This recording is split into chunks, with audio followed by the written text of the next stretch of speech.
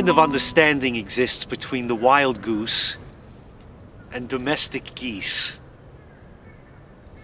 When wild geese are heard in the air migrating, the domestic geese down below notice it immediately. They understand to a certain extent what it means, and therefore they leap into the air, flap their wings, squawk, and even fly a short distance above the ground in confused, awkward disarray. And then it is over. Once upon a time there was a wild goose. In autumn, as the time to depart on his migration drew near, he spotted some domestic geese. He grew fond of them. He thought it a pity to fly away from them. He hoped to win them over, so that they might choose to follow him when the long migration began. To this end, he involved himself with them in every way. He tried to tempt them to fly a bit higher, and higher again, so that they might be saved from the shabby, mediocre life of waddling around on the ground as respectable domestic geese. The domestic geese thought this was a lot of fun, and they liked the wild goose, but soon they grew bored with him, spoke to him with exasperation, scolded him as though he were an unbelievable idiot without experience or wisdom.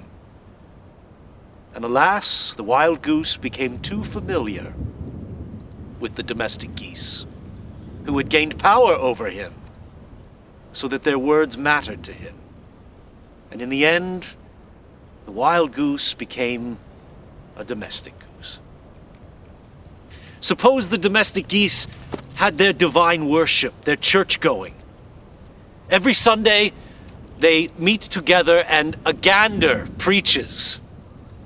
The sermon is essentially the same each time. It tells of the noble destiny of geese, the glorious end for which their Maker has created them. They are to use their wings to fly away to distant pastures to which they really belong, for they are only pilgrims on this earth.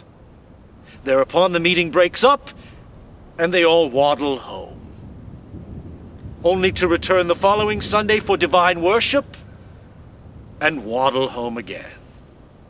They thrive and grow fat, plump, and delicious. And at the Feast of St. Michael's they are eaten.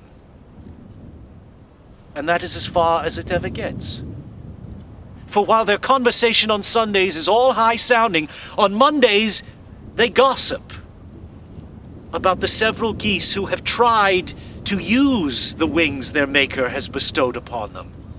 There, you see what comes of taking flying seriously. It is all because they go about meditating on flying that they grow thin and wan, and are not blessed by the grace of God as we are. For that is why we grow fat, plump, and delicious.